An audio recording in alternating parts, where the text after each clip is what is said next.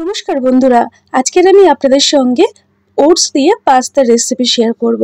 এই রকম ভাবে পাস্তা বানিয়ে বাচ্চাদেরকে কিন্তু অনায়াসে খাওয়াতে পারবেন, আর যেটা হবে খুবই স্বাস্থ্যকর। এতটা মজাদার খেতে হয় যে বাড়ির ছোট থেকে বড় সবাই কিন্তু খুব খুশি হয়ে খায়। সকালে ব্রেকফাস্ট হোক বা বাচ্চাদের স্কুল কলেজের টিফিন অথবা রাত্রের ডিনার, সব কিছুর জন্য একদম উপযুক্ত একটা রেসিপি নিয়ে আজকে হাজির হয়ে গেলাম। প্রথম থেকে দেখতে থাকুন কিভাবে রেসিপিটি আমি তৈরি করছি। আজকের রেসিপিটি তৈরি করার জন্য আমি এখানে নিয়েছি দুটো বাটি, যেটা সম পরিমাণে। এক বাটি নিয়েছি গমের আটা আর এক বাটি নিয়েছি ওটস। ওটসটা ঠিক এইরকম গোটা গোটা রয়েছে। তো এবারে দেখুন কি করছি। প্রথমে আমি একটা মিক্সিং জার নিয়েছি, যার মধ্যে এইরকম ওটসটাকে দিয়ে দিলাম, আর একদম আটার মতো করে ফাইন করে গুঁড়ো করে নিতে হবে। ওটসটাকে গুঁড়ো করে নিয়ে ফিরে এলাম, আর একটু ভালো করে দেখিয়ে দিচ্ছি। ওটসটা ঠিক এই রকম গুঁড়ো করে নিতে হবে। যদি কিছুটা পরিমাণে এর মধ্যে দানা দানা ভাব থাকে সেটা কিন্তু ছেঁকে নিলেই হয়ে যাবে। তো আমি একটা ছাঁকনি নিয়েছি, তার মধ্যে ওটস গুঁড়োগুলো দিয়ে দিলাম।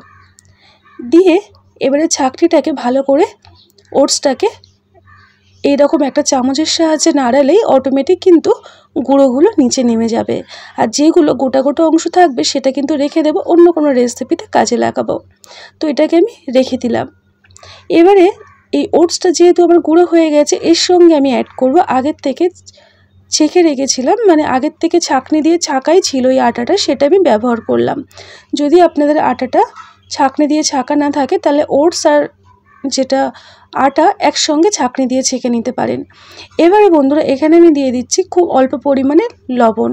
লবণটাকে শুকনো আটা এবং ওটসের সাথে মিক্স করে নিলাম, নিয়ে এর মধ্যে দিয়ে দিলাম অল্প একটু উষ্ণ গরম জল আর 1 চামচ পরিমাণে রিফাইন তেল।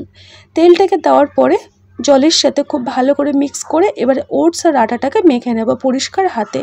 ঠিক যেরকম পদ্ধতিতে আমরা রুটি করার জন্য আটা মাখি, ঠিক ওই রকমভাবে অল্প অল্প করে জল দিয়ে ভালো করে মেখে নিতে হবে। অবশ্যই করে কিন্তু এখানে উষ্ণ গরম জল দিয়ে মাখবেন, তাহলে যে পাস্তাটা তৈরি হবে সেটা হবে খুবই নরম এবং সফট।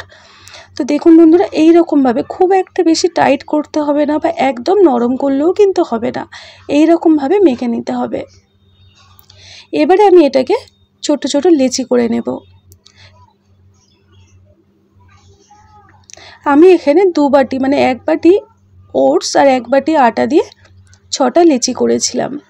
এবারে বন্ধুরা আমি এখানে দেখুন একটা লেচি নিয়েছি, লেচিটাকে এইরকম হাতের সাহায্যে এরকম ঘুরিয়ে ঘুরিয়ে লম্বা করে নিচ্ছি। এইভাবে করলে কিন্তু খুব জলদি হয়ে যায়। তো সেই কারণে আমি আটা লেচিগুলোকে এইরকম একদম ওপর নিচ সব দিকটা সমান করে এইরকম করে লম্বা করে নিচ্ছি। দেখুন এইরকম লম্বা করে সমস্ত লেচিগুলোকে দেখুন একই রকমভাবে তৈরি করে নিয়েছি লম্বা লম্বা। এবারে একটা ছুরির সাহায্যে এইরকম করে কেটে নিতে হবে। খুব একটা বড় বড় করলে কিন্তু অনেকটা মোটা হয়ে যাবে, তো সেই কারণে একটু ছোট ছোট এইরকম সাইজ করে কেটে নিতে হবে। আমিও ঠিক একই রকম সাইজ করে সমস্ত লেচিগুলোকে কেটে নিচ্ছি।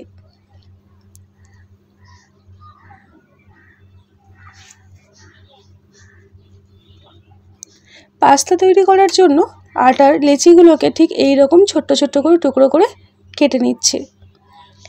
সমস্ত কিছু কাটা হয়ে গেছে, আর যেগুলো একসঙ্গে জোড়া রয়েছে এগুলো এইভাবে ছাড়িয়ে নিলে কিন্তু অনায়াসেই ছেড়ে যাচ্ছে, কারণ এটা শুধু আটা নয় ওটস দিয়েও তৈরি রয়েছে, তাই এইভাবে খুব তাড়াতাড়ি কিন্তু ছেড়ে যায়। এবারে এইভাবে হাতের সাহায্যে কিন্তু গোল করার কোনো দরকার নেই, একদমই দরকার পড়বে না, গোল করতেই হবে না। এটাকে দেখুন বন্ধুরা, গোল না করে কিভাবে পাস্তাটা আমি তৈরি করছি। একটা কাঁটা চামচ নিলাম, আর তার মধ্যে ছোট্ট একটা লেচি দিয়ে এইভাবে আঙুলের সাহায্যে চারিদিকটা ছড়িয়ে দিলাম। যে অংশটা কাঁটা চামচে কাঁটা রয়েছে ওই দিকটাই করে দিলাম, আর উল্টো দিক থেকে এইভাবে একটু ঘোরালেই দেখুন কি সুন্দর উঠে আসছে। এই রকমভাবে প্রত্যেকটা কিন্তু খুব তাড়াতাড়ি হয়ে যায়, যে মনে হয় যে এতগুলো আমি কখন করব, কিভাবে সময় নষ্ট হবে, কিন্তু একদমই নয়, খুব চটজলদি কিন্তু হয়ে যায়। আর এটা বানাতে কিন্তু খুব মজাও আসে। দেখুন এই রকমভাবে আমি কাছ থেকে একটু দেখাচ্ছি, এই রকমভাবে দেখুন কত সুন্দরভাবে উঠে যাচ্ছে। তো ঠিক একই রকম পদ্ধতিতে আরও একটা বানিয়ে দেখাচ্ছি। সত্যি কথা বলছি ভীষণ মজা লাগে এটা বানাতে, আর একটুও কিন্তু সময় নষ্ট হয় না। তো আর বাচ্চাদেরকে একটু স্বাস্থ্যকর খাবার খাওয়াতে গেলে একটু কিন্তু পরিশ্রম করতেই হয়। আর সেটা যদি বাড়িতে এরকম দেখুন পেছনটা কীরকম বেরিয়ে এসছে, আর এই রকমভাবে আস্তে করে জাস্ট এই তুলে নিলাম, হয়ে গেল। একই রকম পদ্ধতিতে সমস্ত ওটসের এই যে লেচিগুলো করেছিলাম, ওটসগুলো আমি তৈরি করে নিচ্ছি, পাস্তাগুলো তৈরি করে নিচ্ছি। দেখুন হয়ে গেল, দেখুন কত সুন্দর দেখতে হয়েছে। আরেকটা কথা বন্ধুরা, এখানে কিন্তু এই রকমভাবে বানিয়ে আপনারা শুকনো করে এটাকে ভালো করে কড়া রোদ্দুরে ভালো করে শুকিয়ে এটাকে স্টোর করে রেখে দিতে পারেন। পরে যখন যেরকমভাবে আমরা পাস্তা করি ওই রকমভাবে করে নিতে পারেন। তবে আজকের আমি আর শুকনো করতে দেব না, এটাকেই আমি পাস্তা তৈরি করব। তো পাস্তাগুলো আমার সমস্ত রেডি হয়ে গেলে এবার এটাকে রান্না করতে হবে। তার জন্য কড়াইতে কিছুটা পরিমাণে জল গরম করতে দিয়েছি, খুব ভালোভাবে গরম হয়ে গেছে। এবারে আমি পাস্তাগুলোকে এর মধ্যে দিয়ে দিচ্ছি। যেহেতু পাস্তাটা যখন আমি মাখছিলাম তার মধ্যে লবণ দিয়েছিলাম, তাই আমি এই পর্যায়ে লবণ অ্যাড করলাম না, এবং রিফাইন তেল দিয়েই আমি ওটাকে মেখেছিলাম, তাই এই পর্যায়ে আমি আর কোনো রকম তেলের ব্যবহার করলাম না। যখন দেখবেন এইরকম ফুটে ওপরের দিকে পাস্তাগুলো উঠে এসেছে, তার মানে কিন্তু সিদ্ধ হয়ে গেছে। আমার মোটামুটি 3 থেকে 4 মিনিট সময় লেগেছে জোরে আছে ফুটিয়ে নিতে। তো পাস্তাটা আমার দেখুন কত সুন্দর হয়েছে। এটা কিন্তু একটুও গায়ে গায়ে লেগে যাবে না, সেই ভয়টা নেই। আর এই যে জলটা বেরিয়েছে, এই জলটা আমি পাস্তাতে কাজে লাগাবো, তাই এটাকে এখন ফেলার দরকার পড়বে না। রেসিপিটি তৈরি করার জন্য আমি এখানে কিছুটা পরিমাণে বাটার কড়াইতে দিয়ে দিলাম। বাটারটা খুব ভালোভাবে মেল্ট হয়ে গেলে বা গলে গেলে তার মধ্যে আমি দিয়ে দেব, আগে বাটারটাকে খুব ভালো করে গলিয়ে নিচ্ছে।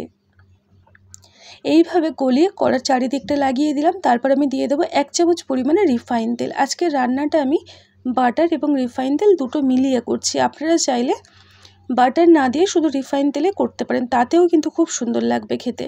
আর এখানে 6-7টা রসুন আর 2টো কাঁচা লঙ্কা কুচিয়ে একসঙ্গে দিয়ে দিয়েছিলাম।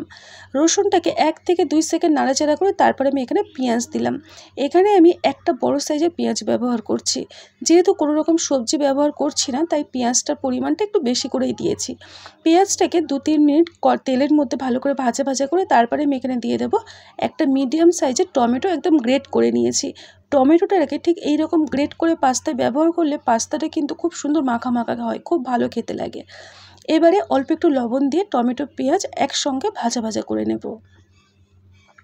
1-2 মিনিট লো টু মিডিয়াম ফ্লেমে রেখে ভালো করে পেঁয়াজটাকে ভাজা ভাজা করে তার মধ্যে দিলাম খুব সামান্য পরিমাণে কাশ্মীরি রেড চিলি পাউডার। কালারটা কিন্তু খুব সুন্দর আসে। এবারে আমি এখানে দিয়ে দেবো আগের থেকে যে পাস্তার সিদ্ধ করেছিলাম যে জলটা ছিল, ওই জল আমি 5 চামচ পরিমাণে দিয়ে দিলাম। চামচ বলতে এখানে ছোট্ট যে হাতা দেখলেন না ব্যবহার করলাম, ওই হাতা পরিমাণে, মানে আপনি যদি 1 বাটি পরিমাণে, যে বাটি আমি পাস্তা নিয়েছিলাম মেপে, ওই বাটি পরিমাণে 1 বাটি জল দিলেই যথেষ্ট। এবারে আমি এখানে অ্যাড করছি আগের থেকে সিদ্ধ করে রাখা সমস্ত পাস্তাগুলো। পাস্তাটা দেখেই বুঝতে পারছেন কত সুন্দর ঝরঝরে হয়েছে, একটাও কিন্তু গায়ে গায়ে লেগে যায়নি। এখন আমি গ্যাসের ফ্লেমটাকে মিডিয়ামে করে দিয়েছি, দিয়ে ভালো করে নাড়িয়ে চাড়িয়ে এটাকে বেশ মিক্স করে নিচ্ছি সব কিছুর সাথে।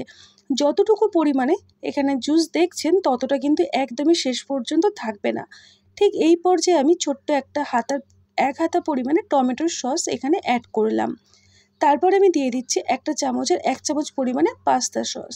আরেকটা কথা বন্ধুরা, এখানে টমেটোর সসটা ব্যবহার করলাম, পাস্তার সস যেহেতু ছিল তাই আমি এখানে ব্যবহার করেছি। আপনাদের কাছে যদি না থাকে তাহলে পাস্তার সসটা স্কিপ করতে পারেন, তাতেও কিন্তু খুব সুন্দর টেস্ট হয়। এবারে সব কিছু ভালো করে এইভাবে মিক্স করে নিয়ে কম আছে 1-2 মিনিট ঢাকনা দিয়ে রাখবো। তাহলে সমস্ত কিছুর যে ফ্লেভারটা সেটা পাস্তার মধ্যে টেনে নেয়, আর খেতে কিন্তু খুব ভালো লাগে।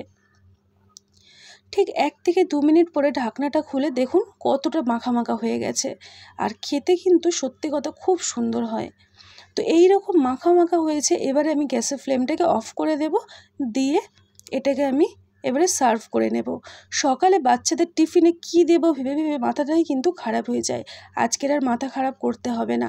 রাত্রের ডিনার হোক কিংবা সকালের জলখাবার অথবা বাচ্চাদের স্কুল কলেজের টিফিন, সব কিছুর জন্য একদম উপযুক্ত এবং স্বাস্থ্যকর একটা রেসিপি আজ আপনাদের সঙ্গে শেয়ার করে নিলাম। ভালো লাগলে অবশ্যই করে লাইক দিয়ে সঙ্গে থাকবেন। টাটা।